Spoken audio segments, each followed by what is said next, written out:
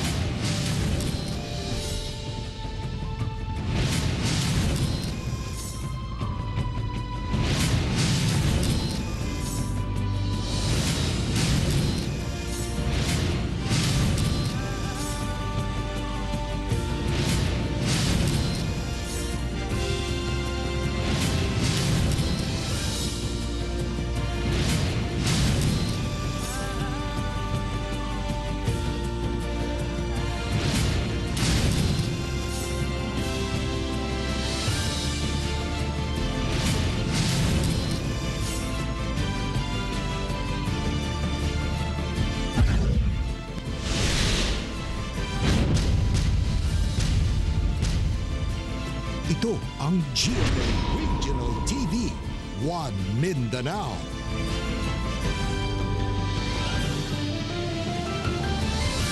May hapon Mindanao, kini ang GMA Regional TV 1 Mindanao. Hatod namo ang pinakadagkog, pinakulang balita sa Mindanao. Ako si Teco Campo. Sara Hilomen Velasco. Real Soroche, live gikan dinhi sa GMA Davao Complex. Duha ka mga negosyante gipang pusil sa managlahing lugar sa Mindanao. Usa patay. Ay ang report ni Cyril Chavez. Dead on arrival sa ospital ang 55 anyos nga negosyanteng si Danilo Lampad. Human kini gipusil sa wala mailhing suspitsado samtang dunay ka istorya sa iyang cellphone sa pantalan sa Barangay Taf, Surigao City. Human sa pagpamusil, daling misibat ang suspect sakay sa motorsiklo. Na-recover sa crime scene ang basiyo sa .45 caliber pistol. Ginaimbestigahan pa sa kapulisan ang krimen. Sa Pagadian City, Zamboanga del Sur, samdan ang laing negosyanteng si Julius Puliran, 53 anyos, human kini gipusil sa wala mailing suspitsado, lulan sa motorsiklo, samtang sakay sa iyang truck ang biktima pauli silang balay sa Barangay Kawit. Naigo ang biktima sa bukton kinsa daling gidala sa Zamboanga del Sur Medical Center. Na-recover usab ang basiyo sa .45 caliber pistol sa crime scene. Kinatanaw karon sa kapulisan ang anggulong may kalabutan sa negosyante ang insidente. Ako, si Cyril Chavez para sa One Mindanao. Suspect sa pagpamusil sa ubat ka tawo sa Bunawan, Davao City, nadakpa na. Samtang ang pagkamatay sa usa ka pulis sa Tagum City, nasutang dili day tungod sa accidental firing. Ani ang detalye? Human sa manhunt operation sa otoridad, nadakpa na ang sospek sa pagpamusil sa upat ka tawo sa Bunawan adlawng Domingo nga gikamatay sa duha ug laing duha pa ang nagpabilin sa ospital. Nadakpan sa Bunawan Police ang sospek nga si Victor Ek sa Panabo, Davao del Norte. O kasamtangan na nakalitingan sa itong station. So pasakaan na itong kaso na parricide, pagpatay niya sa iyang asawa, murder, isa ka biktima na si Julito Bacalso o katong frustrated murder, duha ka biktima pa. Gipamusil matud pa sa sospek ang mga biktima tungod sa kalagot nga ang iyang misis gituuhang dunay karelasyon sa usa sa biktima. Wala kuno nagbahay ang sospek sa iyang gibuhat. Nagmahay ba ka tayo mong gibuhat? Nakumahay. Unang gipagula sa Tagum City Police nga posibleng accidental firearm discharge ang hinungdan sa kamatayon ni Patrolman Mark James Villanueva. Apan, base sa resulta sa autopsy, sa likod ang entry point sa bala ug migawa sa liog. Busa, maingon sa pulis nga dunagay mipusil patay kang Villanueva, sukwahe sa unang report. This was in fact a shooting incident. The victim was shot from behind. Who did it? We still don't know. And this is something that we are doing our best to solve. Ako, si Real Soroche para sa One Mindanao. PC Mayor sa Samal Island na biktima matud pa sa scam. Kung paunsa na itawo atong siren sa live report ni Jandy Esteban. Jandy. Yes, Rial, nagpasidaan si Samal Vice Mayor Richard Gindulman ngadto sa publiko labot sa nagapangilad nga ginagamit ang iyahang pangalan. Taliwala sa lisod nga sitwasyon tungod sa COVID-19 pandemic, doon na paghihapoy mga taong gapangilad. Gani din sa Samal Island, doon na nausab bagong modus ang mga scammer nga sagad gapamiktima og mga tindahan o kananan. Ang modus, manawag ang scammer sa mga kananan ug magpailang usa ka public official. Mo-order og pagkaon alang kuno sa iyahang staff. Dayon muhangyo nga paloadan una ang iyahang mobile number ug mopasalig nga bayran ra. Usa sa mga gigamit ka pangalan, mao si Vice Mayor Richard Gindulman. Butang nga gipalagan sa Vice Mayor. Nakurat na lang siya nga doon na nanawag niya nga kuno nagpaload siya sa dakong kantidad. Ngano ako mangyud mo gina biktima? Unya sub siya ba kuan kay ba paspas kay ba o so mo na ako yung filean og kaso gyud kung masakpan na karon sa pulis. Filean ako yung ipasaka ang reklamo kay dili man na maayo. Usa sa mga nailad kining dakong tindahan sa Barangay Miranda, Babac District, na problema karon ning trabahante kay i-charge sa iyang sweldo ang nahanaw nga kapin 25,000 pesos nga load human maskam. Naapa ko'y load diri, sir. Naapa ko'y load diri nga 4,000. Siya iload naghurot, ma'am. Nya, pwede pa ka maka-request, ma'am? Ning request man kong 15,000, ma'am. Okay, nya na-load gyud mo. Oh, na-load yun akong 15 ug katong 14. Wala ka nagduda. Wala po ko din duda kay na sige ba may istorya. Si Vice. Nya how siya mo storya gyud? How jud kay siya ana pa siya oh. Ay kabala ka in concern na biya ni mark up among load ha. Ana day siya. Ay kabala ka kay i-30 akong mark up ana. Gipaabot na kini ni Vice Mayor Gindulman ngadto sa otoridad. So psychological man una dikto ka sa kananan man so mag-order pagkaundahan so you are thinking na kita na ni that's one. Another is magamit og pangalan sa tao. That's two. So, mental game. So, kuhaon kanila sa kanang butang. The third is, diyan na kang biktimahon magpalod. Kanang sa mga tindahan, double check dyan ninyo. Naamag yung anang tao po, nga malipay mabusog sa kinawat nga mga pangita. So, di ni mo na makon, labi na karon nga pandemic, naglisod ta halos-halos, naapag yung tao nga mga yun anak ba? So, mo na nga magbantay gyud ta sa kanunay, dili gyud magpataka og tuo.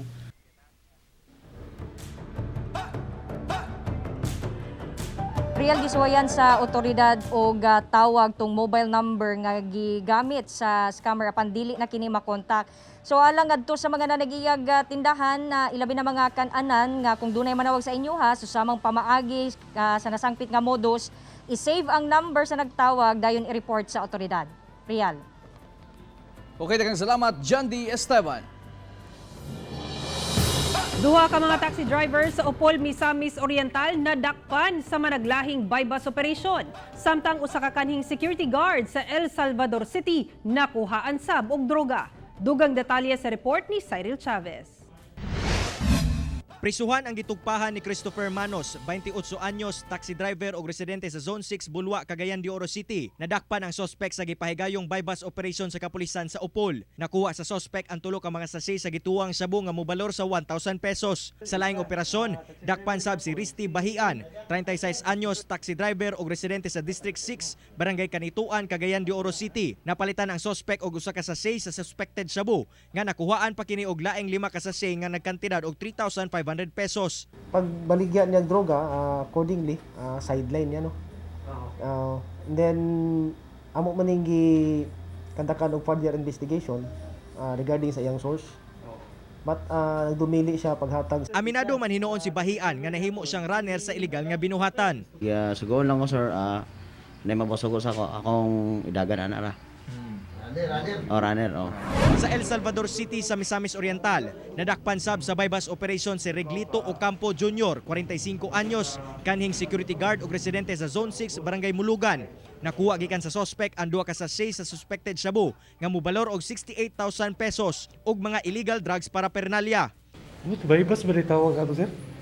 Nga wa may makuha sa ako? Bypass mo to, bypass? Information nga na-receive regarding sa involvement, kung ato ang found out nga nag-involve gyud siya sa pagposing sa illegal drugs. Kasong paglapas sa RA 9165 ang gipasaka batok sa mga dinakpan. Kauban si James Yap sa kamera. Ako si Cyril Chavez para sa One Mindanao.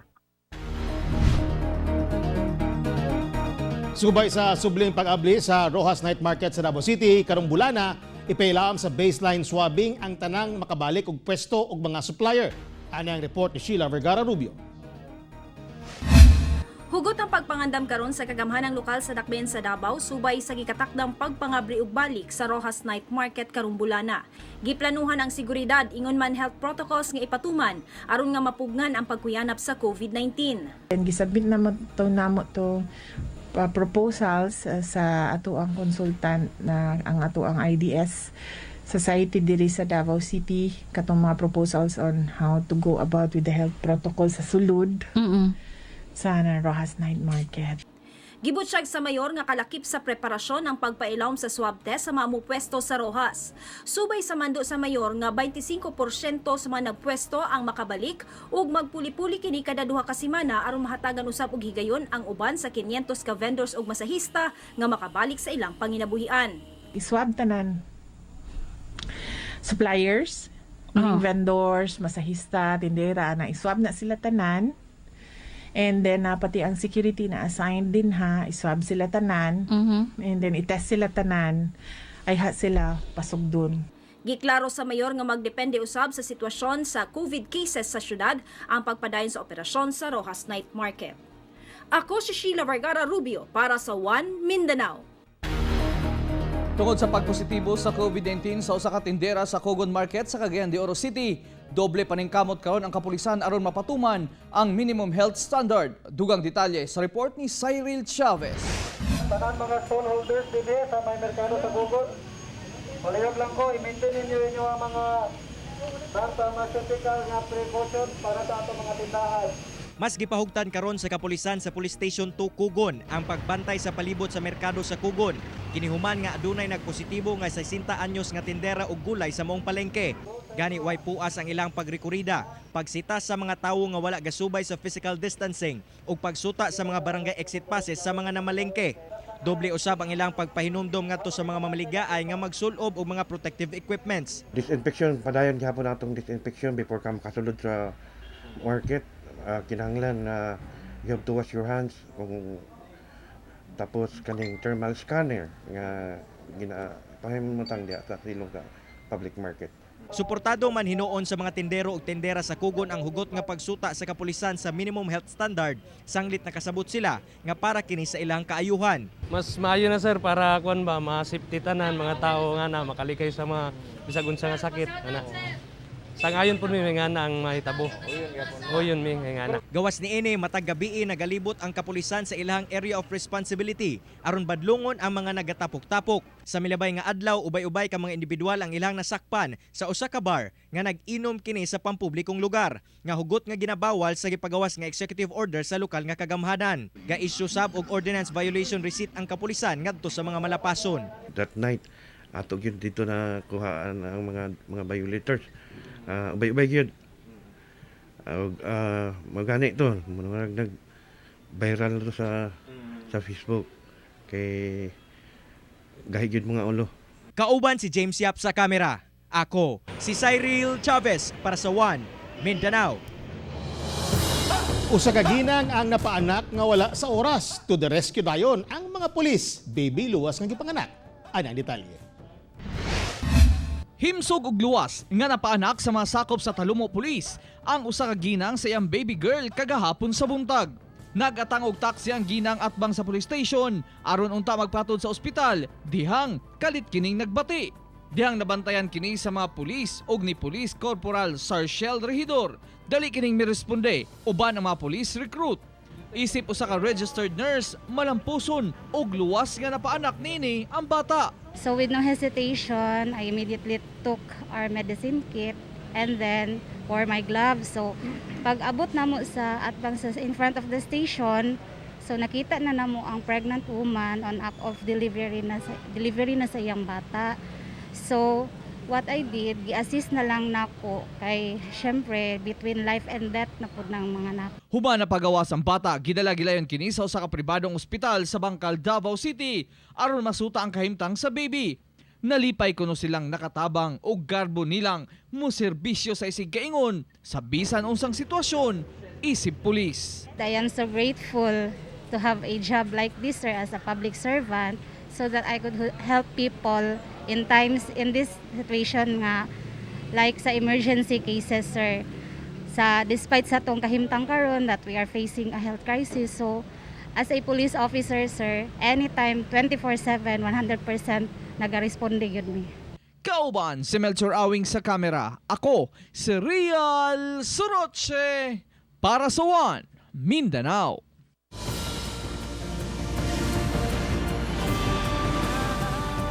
Ito ang GMA Regional TV, One Mindanao.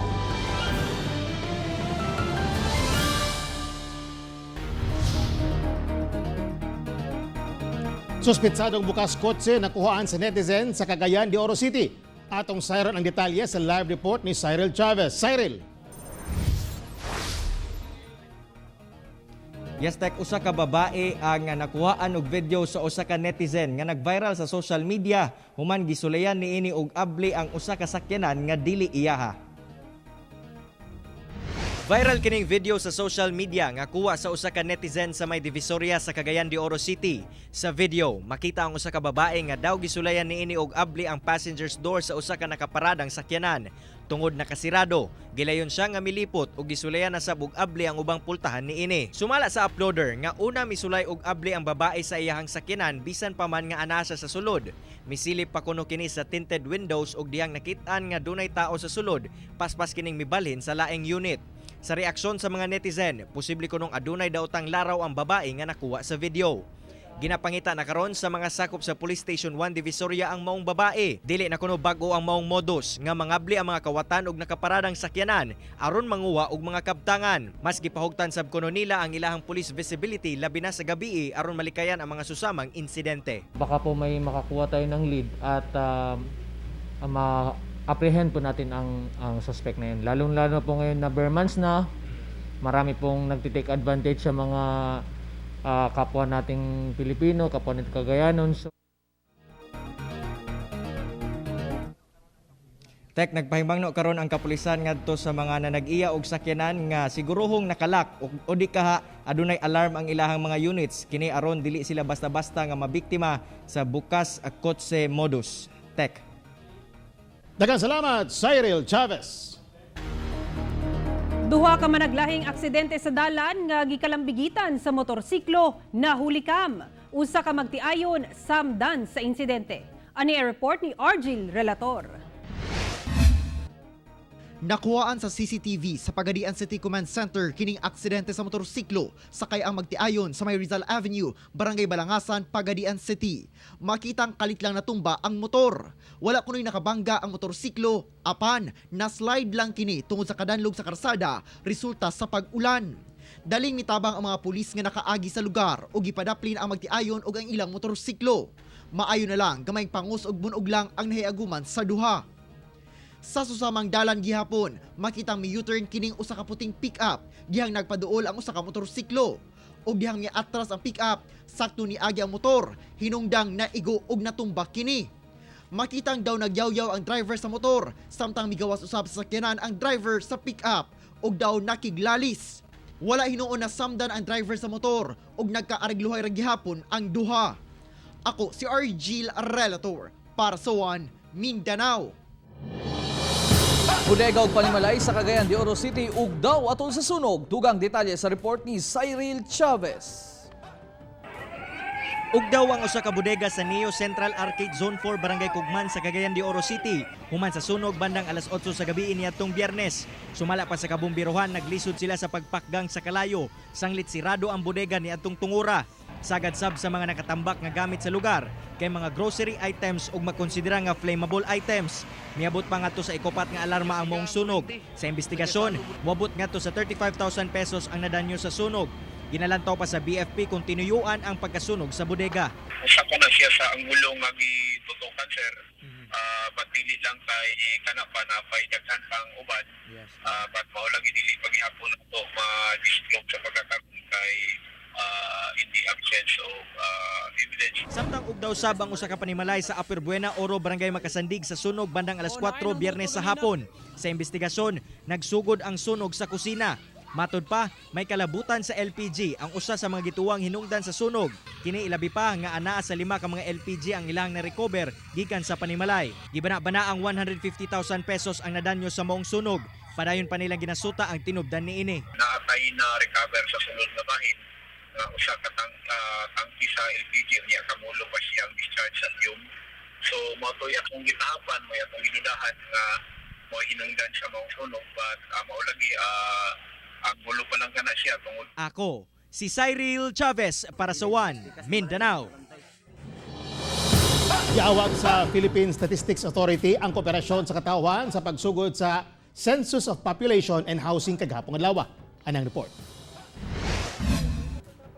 Bisan sa kainit sa panahon, gibaktas niining mga enumerator sa Philippine Statistics Authority ang dalan sa GSIS Subdivision sa Matina, Davao City alang sa pagsugod sa Census of Population and Housing ug tungod kay duna gihapoy pandemya, ginasiguro nilang protektado sila. Sa una man gud katong nag-enumerate pa mi, makaagi lang mi kung asa mi pwede mo agi. Pero sa karon na COVID, namugoy mga lugar nga ginasirad-an na. Dili mi basta-basta makaagi kay gina-close na nila ang lugar. Mo ni kalisod sa mua. Ang PSA naghatag sa mua og face mask, gina-providean mi. Naghatag pud sila sa mua og kini mga gamit nga makaprotekta sa mua. Ang ilang gi-interview nga si Michelle Diance, mi kooperar kay nasayod siya sa kaimportante niini. Okay lang, at least malaman ng gobyerno kung ilan ang population dito sa atin sa Davao. Di ba kayo natatakot, ma'am, na siyempre may ibang tao na pupunta sa bahay ninyo? Ano pong ginagawa ninyo? Okay lang, bale kung mga gaya nito sa labas, pwede mo siyang welcome dito lang sa labas, pero pwede sa loob. Matag 5 ka tuig nagapahigayon og sensus sa nasud. Suruyon sa mga enumerator ang matagbalay aron mangutana sa mga detalye ug ihap sa mga nagpuyo. Duna sab panawagan ang PSA alang sa ipahigayong sensus sa mga musunod nga adlaw. Ang atong mga government planners nagkinahanglan og census data. Dili sila makahimo og mga plano, makapa-implement og program kung ang data nga available is obsolete na. Doon na 1.6 million ka population ang Davao City o gipaabot nga mas musaka ang populasyon sa syudad. I am inviting everyone to support the 2020 Census of Population and Housing spearheaded by the Philippine Statistics Authority. Tara na, sama na, census na. Kauban si Jojo Solarte sa kamera, ako si Sara Hilomen Velasco para sa One Mindanao.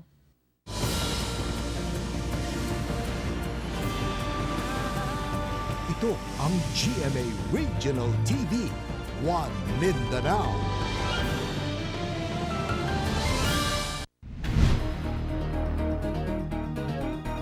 Vice Mayor sa Iligan City nagpositibo sa COVID-19. Ano ang COVID-19 update sa Mindanao? Pinaagi nining report. Gikumpirma ni Iligan City Vice Mayor Jemar Vera Cruz pinaagi siyang Facebook post nga nagpositibo siya sa COVID-19. Matod pa, naibawaan niya nga nagpositibo sa COVID-19 si City Councilor Noli Pardillo niadtong August 30.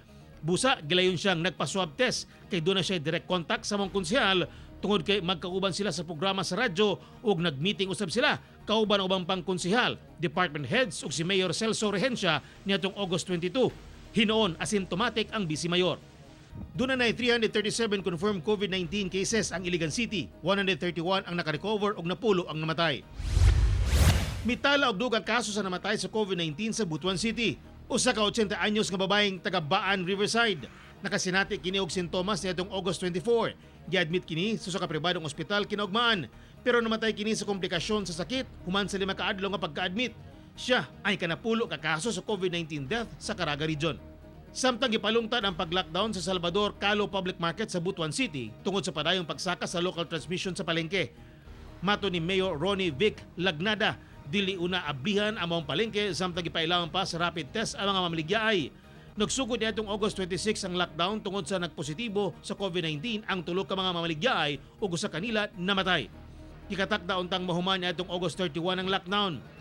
Girekomenda sab nga ibutang sa modified enhanced community quarantine ang 40 ka mga barangay sa syudad tungod sa daghang kaso sa COVID-19.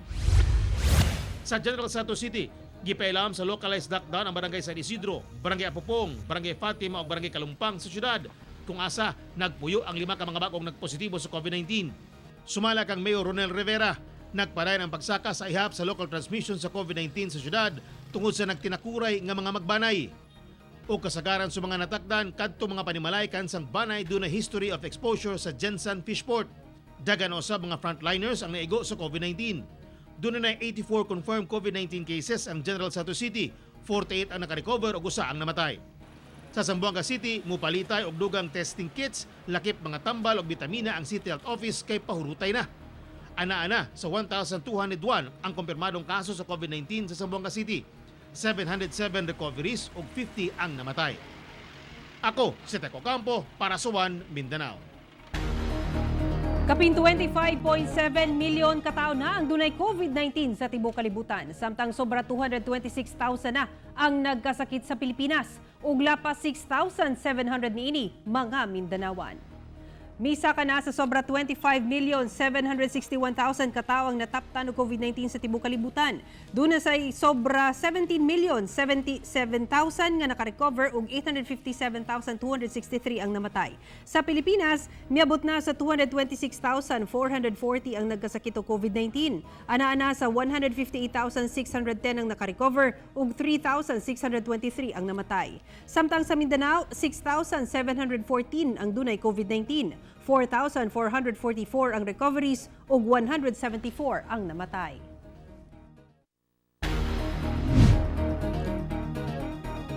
Oarfish sunod-sunod nga nakitaan sa baybayon sa Agusan del Norte ug Misamis Oriental.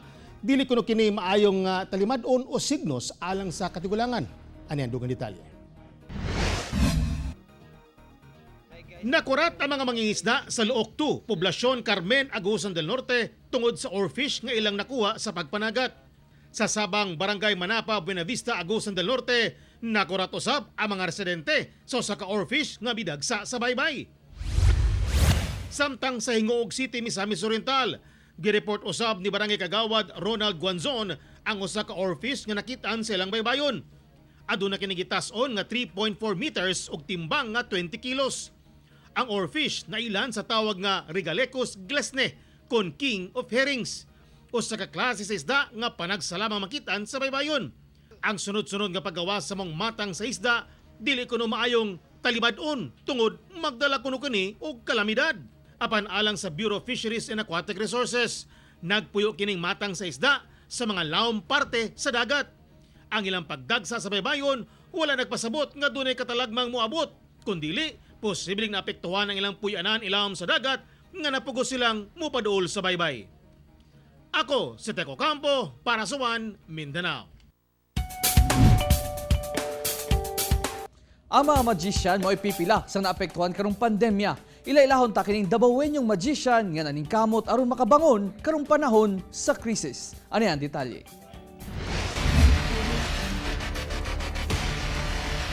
Sa mga event o birthday parties, numero 1 bida ang mga magician o illusionist nga mao'y nagdala og kalingaw o kamangha ngadto sa mga kids o kids at heart. Pero lagi, kay miigo man ang pandemya sa COVID-19, ang ilang racket kalit nawala kay bawal naman ang mass gathering o mga bonggang party. Usa sa mga naapektuhan ni ana, maong iladong magician sa Davao City nga si Cyrus Cabrera. Apektado kayo mi kay syempre bawal ang events. So kami pag mag-show may kay dapat tapok man, so bawal ang mass gathering, so wala gyud.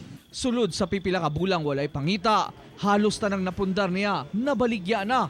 Busa, misulod sa iyang hunahuna na dili kinahanglang magpakalugmok o kinahanglang mulihok.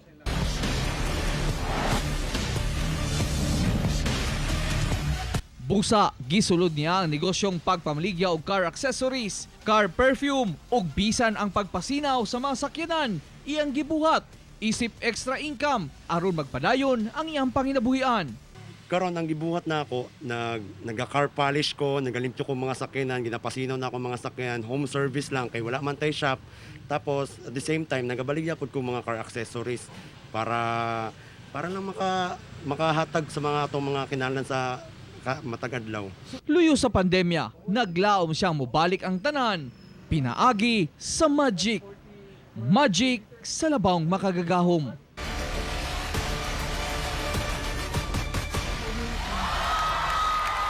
Kauban si Melchor Awing sa kamera. Ako si Real Soroche para sa One Mindanao.